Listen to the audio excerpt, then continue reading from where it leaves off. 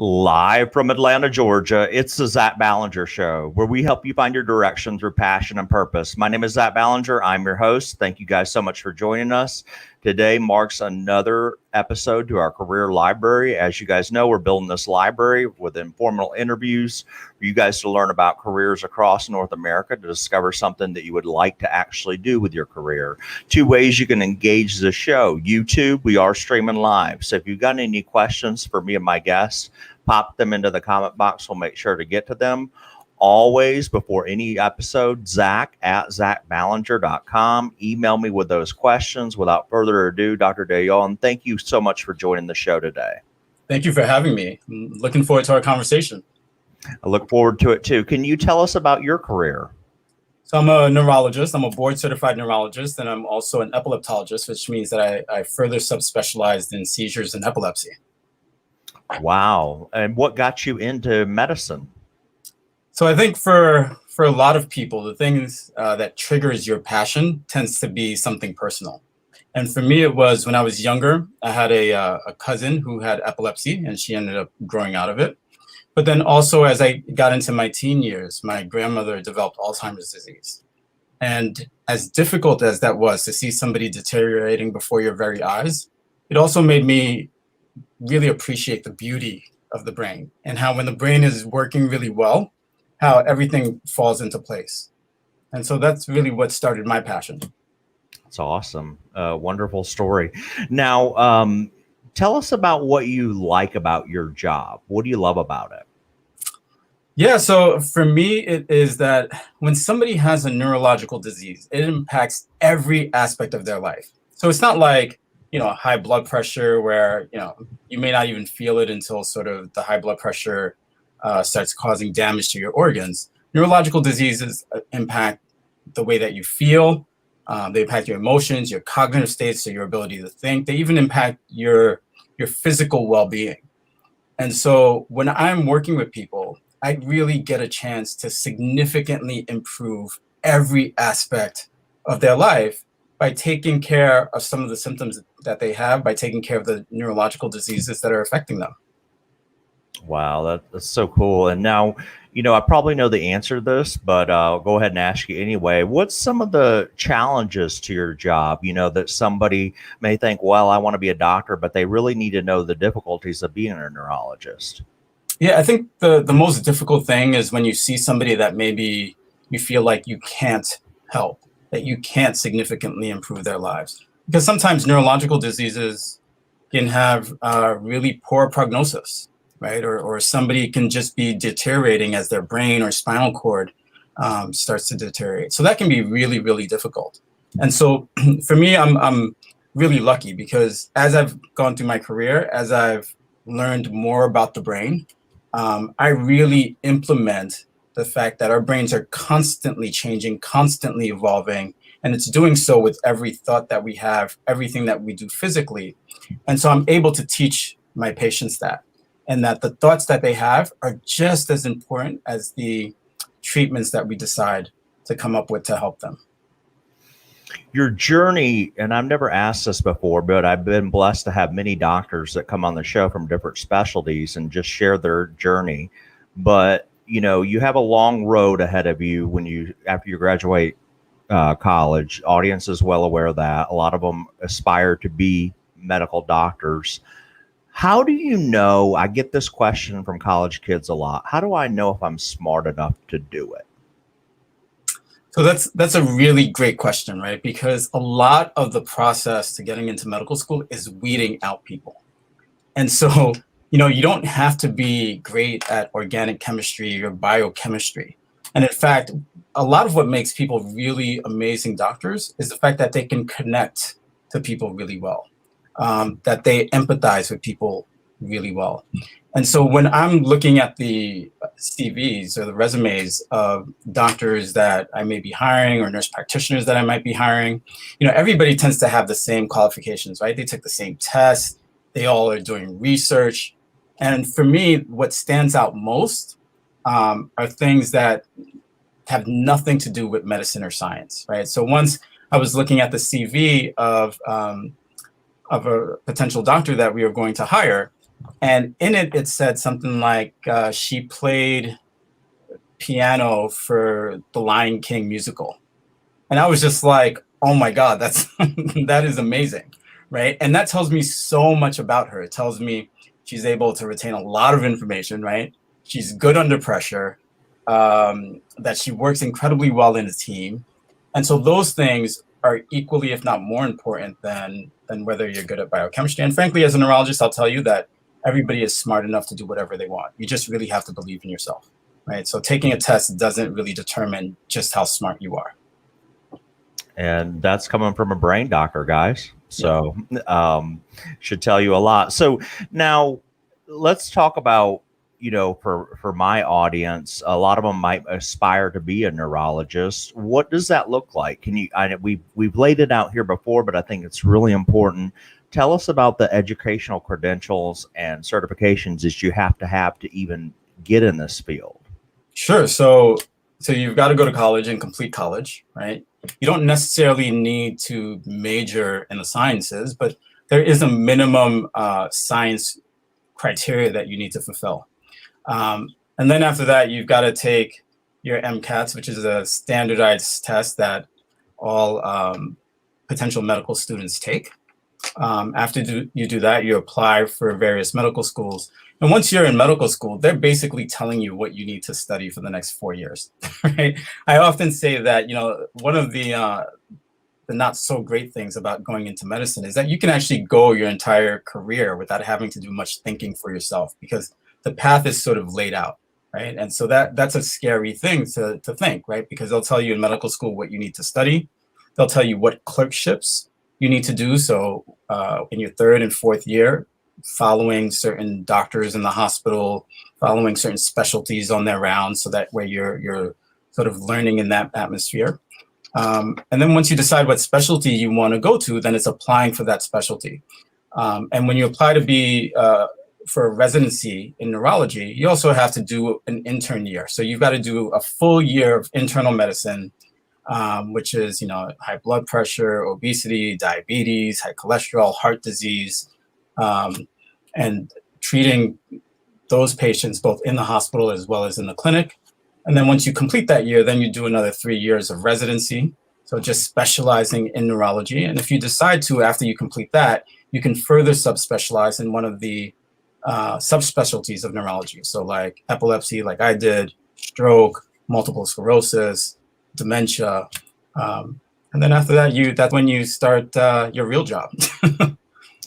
Did you have to do a fellowship for your subspecialties that you went into? Yeah, so I did a fellowship at York Presbyterian-Cornell, and it was called Clinical Neurophysiology, which is basically about training to read all the different waves and electrical activity that your brain gives off, your spinal cord gives off, the nerves give off, and that translates very easily into epilepsy. One of the things medical school and residency does, from my vantage point, just being out in this field, it's one of the most amazing things, because we in career coaching, we encourage people to do this, and not a lot of people do it. But in medical school and residency, you don't have any choice. You have to rotate with particular doctors. So you get to see if you actually like that particular field and if you want to go into it. And I think more and more we need to kind of replicate that in different areas where you, like you said, they tell you what to study. They tell you where you're going to go. You're going to rotate with these type of doctors, and you almost kind of fall into it. Even though you had that passion a little bit about, you were talking about your family members. I hear so many doctors say, well, it was in medical school when I figured out that I wanted to be an ophthalmologist, or it was, I wanted to be a rheumatologist, whatever it might be. So I think it's a very unique experience that really helps you transition, because I'll have a lot of students say, well, how do I know, and I said, let's just get to medical school first. If your passion's medicine, you're going to find it. Would you agree with that assessment? Yeah, I mean, I think that mentorship, that clerkship is so crucial. And even though we do a pretty good job of it in medicine, I would say we need to do it more. So instead of spending 2 years just studying in the books, you need more exposure to doctors and to patients earlier on. Right. But that's when you get really inspired, when you start working with people that you can truly help, when you see how other doctors are working, where you get to see what the lifestyle is like, if that lifestyle fits I always was leaning towards neurology, but I remember in my clerkship, there was a resident who had been a doctor in his country, and he came here and had to sort of start over and do residency again. But he was absolutely brilliant. So brilliant that the attendings in neurology as well as in neurosurgery would come to him for advice. And I was just in awe. And I was literally like, I want to be that guy. So you definitely get inspired through the clerkships and mentorships that you receive. So awesome. Let's say, there was somebody that is interested in being a neurologist. They were following you around for a day. I know this is a challenging question because as professionals, each day looks different, but let's say a typical day. What does that look like from morning until they finish with you? Yeah, so that would look like probably arriving at the hospital around 7:30 in the morning, seeing the people that have been hospitalized that you've been taking care of for the last few days, as well as anybody that came overnight. And so you can be seeing, 20 plus patients in the hospital with various neurological diseases, from strokes to epilepsy to multiple sclerosis, Parkinson's disease. Maybe it's somebody who just came in with a really bad headache. Sometimes it's things like brain tumors. You're reading, in my case, you're reading EEG. So you're reading the electrical activity in the brain to determine if somebody has a seizure, what part of the brain it's coming from, how best to go about treating that. Sometimes you're doing brain death exams or examining people for brain death. And then when you're done rounding in the hospitals, then typically you'll be seeing patients in your office. So you'll spend the afternoon seeing patients in your office. And if that's all you have to do for the day, you're kind of done around 4 or 5, right? But if you're on call, it could be a pretty long night. Yeah, guys, doctors don't work part-time. They work a lot of hours, and you're passionate about it when you go into it. But I know most of the doctors I know, they work a full day. And when I say full, I'm not talking just an 8 to 5. Usually it's a lot outside of those hours. So I'm glad you pointed that out, because people do need to know that. It is taxing sometimes, I think, too, for you guys, to be on call. And people have to realize that that's a lifestyle change for some people. Yeah, no, it's physically and emotionally exhausting, right? So you've got to make sure that you're taking really good care of yourself, that you're spending enough time with your family, your friends, that you're still doing the things that you love to do outside of medicine. Dr. Douyon, let's take you back in a time machine. Let's take you back to 4th, 5th, 3rd grade, somewhere around there. Was there a career as a kid you always dreamed about being or doing? So it's funny because when I was in 3rd grade and, you've got those career days, I remember taking one of my dad's white button-down shirts, which to me was almost like a white coat, and taking it to school with me for career day as a doctor. Wow. But, as I was sort of growing up, there were times I wanted to be a marine biologist until I figured out I didn't really want to go swimming with whales and sharks. So yeah, there were other things that I wanted to do. Obviously, be an athlete. I grew up playing and competing in tennis, so I wanted to do that for a little bit. But yeah, being a doctor was always sort of near and dear to my heart. It's so cool because, I was just talking to a guest about this. Sometimes we can look back in the rearview mirror. We think, what are we good at? What are we passionate about? We don't understand what it might be for other people out there when it's really been in your mirror the whole time. And a lot of people that go through career coaching, if you can kind of shine a light on what some of their dreams were when they were little, they're like, oh, yeah, I did like science. Okay, yeah, I did want to do this. I did want to be a nurse at one time. Whatever it might be, I think that's why I asked that question, because, again, yours is kind of aligning with that scientific pathway, if you will. So what have you got going behind the scenes? I've learned about this course that you're doing. Can you tell me a little bit more about it? Seems pretty exciting. Yeah, so I've got this online course called Take Charge of Your Brain, where I help people get healthier and really create the lives that they want. I mentioned before that our brains are constantly evolving. And if you really want to just create an amazing life for yourself, you've got to figure out how to use your brain instead of letting your brain use you. And so that's what I help people do. I teach them the importance of having a mission, vision, and purpose, and how that influences their neurological destiny, so how their brains evolve. I teach them about the things that impact the evolution of their brains every single day, whether it's preventable chronic diseases, exercise, the way that we eat. I teach them about being the leader that their brain so desperately needs them to be. And then I teach them really about how to create their own sort of prescription plan in order to get healthier and create the life that they want for themselves. So the course is really about transforming their lives so they really get to live this extraordinary life. And so let's say you're out there, what would be the perfect individual that needed to take this course? Like, you know, somebody's out there having a problem. Is it more for that, or is it for the general public, or how would you describe it? Yeah, so I specifically have been working with people who've got medical and neurological disorders. You know, that's sort of where my expertise is.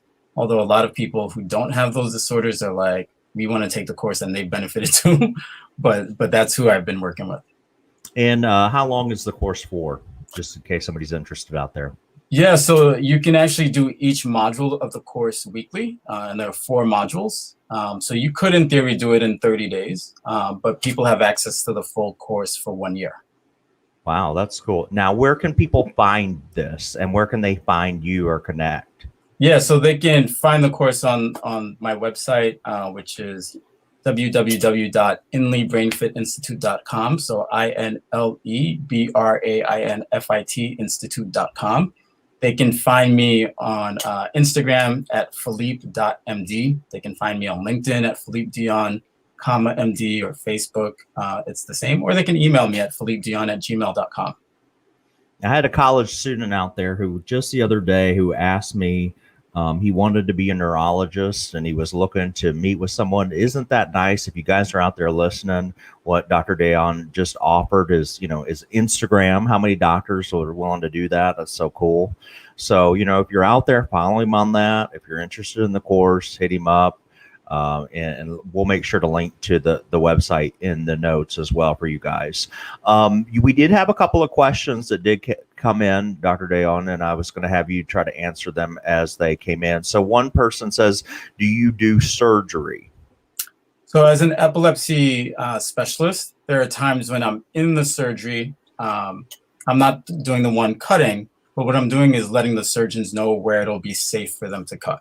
So which parts of the brain are safe for them to take out when somebody has epilepsy? Because the goal is to take out the part of the brain that is potentially causing these seizures. But obviously, you don't want to take out any part of the brain that's going to cause any neurological issues or cognitive issues for the person. Somebody asked, is the course good for somebody that is having a hard time with sleep disorders? So yeah, so the course is good for anybody who's having any neurological disorders, and sleep is a neurological disorder. I mean, you get to figure out the kinds of things that are having a negative impact on your sleep, the things that you can do to ameliorate that. And you also get to learn why sleep is so important for all of us. And in fact, the studies are now showing that if you're not getting enough sleep in your 30s, 40s, 50s, and 60s, you're at increased risk of developing Alzheimer's disease in your 70s, 80s, and 90s. And that's something that I need to work on for sure. And so I may have to look into that. You know, I recommend it too for the people getting going for job interviews to get a good night's sleep. We always say that because you think better. I mean, you're the brain expert. Would you agree with that? If you have the optimal amount of sleep, if you have little sleep, your thinking gets impaired a little bit, right? You know, the reality is that your brain is constantly working and it's building up toxins as a byproduct of that work. And when you sleep, it helps your brain clear those toxins away. So if you're not getting enough sleep, especially into the deeper stages of sleep, that's not happening, right? Those toxins are still going to be there building up. And so when you wake up, you're going to be groggy. You're not going to be able to think well. So sleep is incredibly important. And it puts you at risk for Alzheimer's disease down the line. Gotcha. Well, this has been so helpful, very educational. Thank you so much for coming on. We know you're busy, you're seeing patients. My goodness, you've laid out your schedule. And half of America couldn't keep up with that. So just thank you for giving back and being a part of our career library. I think it's going to be so helpful going forward to the students and people that are out there listening. And if you guys are out there and you're interested in the course, check it out. One more time, Dr. Douyon, could you give the website again? And just, we're going to link it in, but I just wanted for them to hear it if they're, in case they're just listening. Sure, it's www.inlebrainfit institute.com. Thank you so much for your willingness to come on, and thank you for sharing. Thank you for having me. Yep. All right, guys. Well, till then, take care. This was the Zach Ballinger Show.